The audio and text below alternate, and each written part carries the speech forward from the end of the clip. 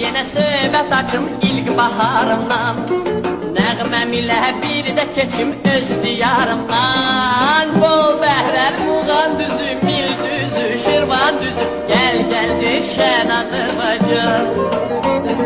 Tər güllər şəfalıdır, göy göllər səfalıdır, hər yanı gülşən Azərbaycan. El kızlar düzüm düzüm kür qırağında, min gül açır Gəncəmizin hər budağında. Dost ellər Qarabağın dağı qarlıdır, gen çölləri bu torpağın xoş baharlıdır. Bol bəhrəli Muğan düzü, Mil düzü, Şirvan düzü, gəl düşən Azərbaycan. Tər güllər vəfalıdır, göy göllər səfalıdır, hər yanı gülşən Azərbaycan.